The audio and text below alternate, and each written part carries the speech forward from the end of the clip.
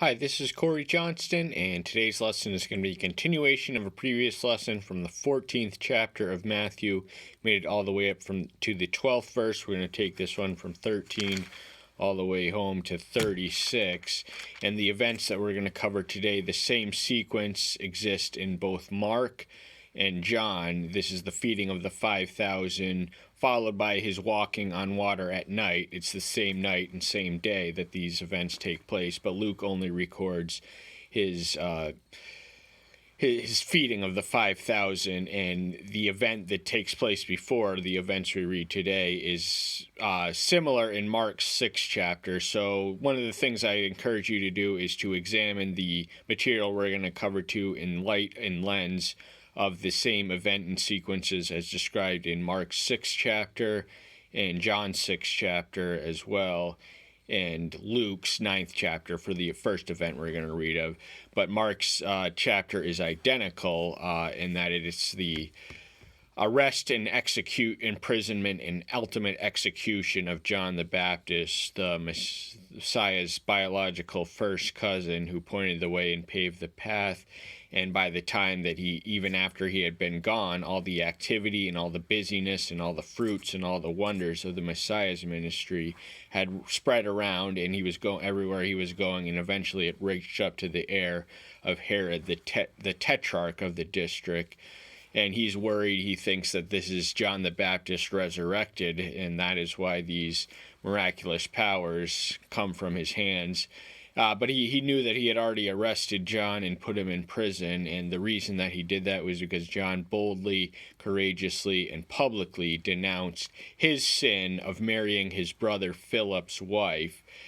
So that his wife Herodias, that was her name, was betrothed to his brother Herod Philip while in Rome, and Herod Antipas kind of scooped her up while he was visiting them and stole her, and then this daughter of him and her original husband seduces him. But verse 5, in wanting to kill him, he feared the crowd because they held him as a prophet.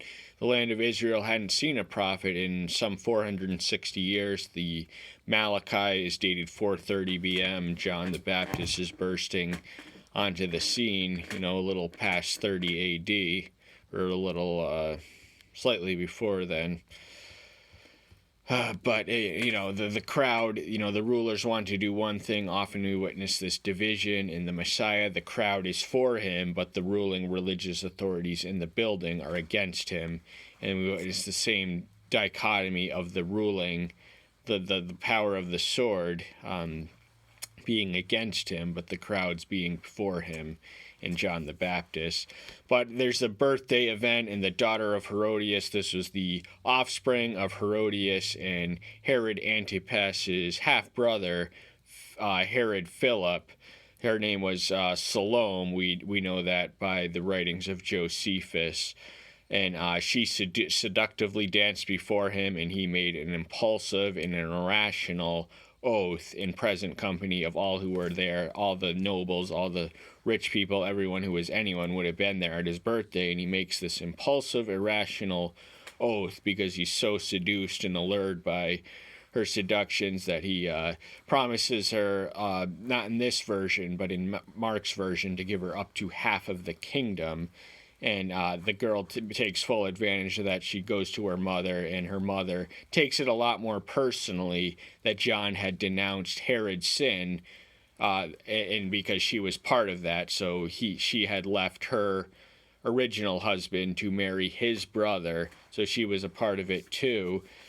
And so she wanted him dead, but from the fuller range of scripture, we learned that this Herod Antipas thought there might be something to this John the Baptist message, and he liked hearing him, and he wanted to, he thought there might be some truth to what he's saying, but he's ultimately undone by thinking with his penis and rather than his head, so he's entrapped and he has no choice but to do it because he did it in public, and he made this grand oath, and anyone was there to witness it.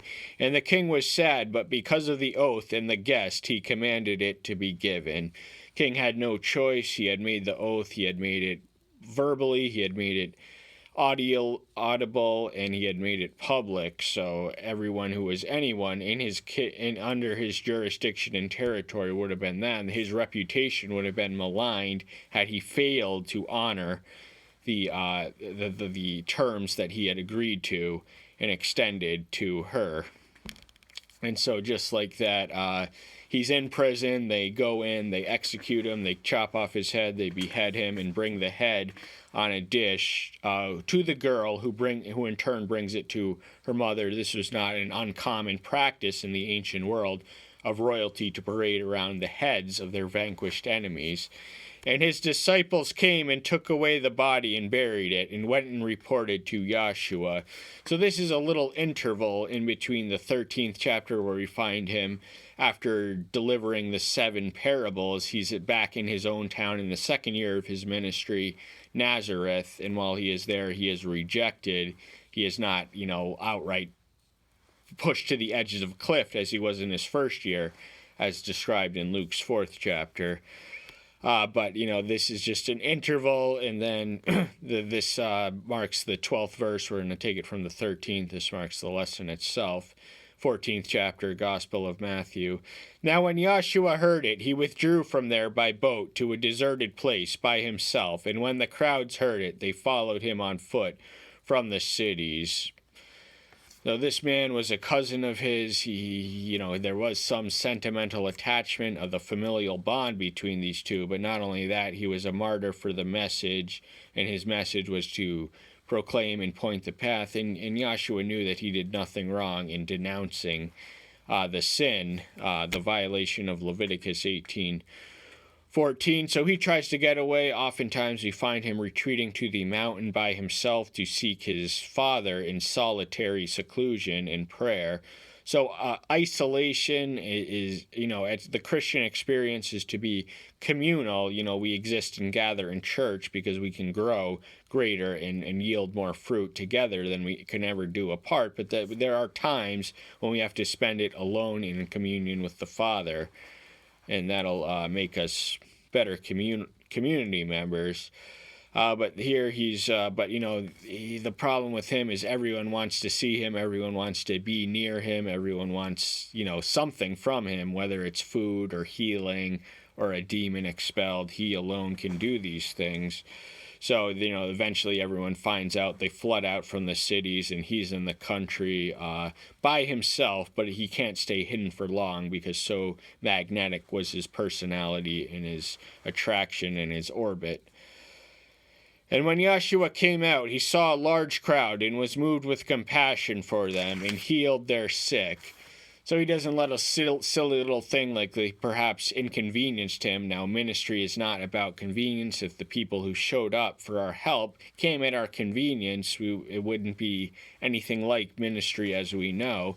So, he wanted to get away from it all, but then now they were there, and he's instantly struck and totally consumed with compassion. This is the emotion, which is the motivational incentive for a lot of his miracles. So if he sees someone who's sick, he's not gonna give him the new lease on life just by touching the garments because he can. He's going to be moved by mercy and compassion to do what he can do, because he cannot look at a sick person and not heal them when it is in his power to do so, and the opportunity is present. He's always going to respond in the affirmative. And when evening came, his disciples came to him, saying, "This is a deserted place, and the hour is already late. Dismiss the crowd so that they might go into the villages and buy food for themselves." So the sun is turning down. It's setting, or it's in the process of setting. So this is the PM. This is the nighttime. This is early evening. When the sun 6-7 o'clock, and the disciples. They come to him and they report what they think. This is a remote distance. We are miles away from any place where we can purchase food to feed these flocks. We should send them home and go tell them to return to their villages and their residents because we don't have any food to give you. you have followed us thus far, but that's enough. Go home. And Yahshua has other ideas. He has other powers. He has other capabilities which transcend, overthrow, and upset their plans. So they're approaching this through the eyes of sight rather than faith, and when they have the master of the miracles in their midst. But Yahshua said to them, they do not need to go away. Give them to eat yourselves. So he says to them, they stay put, you feed them. But how? The great unanswered question is, how can they feed this massive audience when there's only a handful of loaves and a handful of fishes, as we read? And the answer is they bring it to him, and he'll do the miracle. I almost said magic, and magic is a forbidden practice. Miracle is distinct from magic. He performs the miracle of multiplying it sufficiently. So the crowd, there is some left over at the end of their feast, and they recover what is left over, so they save all that is there. And this is an excellent illustration of resourcefulness and stewardship and just making the most, and just his ability to compensate for that which we ourselves lack, his unique ability to do so. And they said to him, we have here only 5 loaves and 2 fishes. So they're probably looking at those 5 loaves and 2 fishes as those are the only thing. How are we going to chop this up and feed a crowd of 5,000? This man really was a magnetic, he had a magnetic orbit around him. He had people following him all over the place, lots of them too. And but with so many people and so little food, how are they going to be able to tell them to stay rather than send them home to feed themselves? And he said, bring them here to me.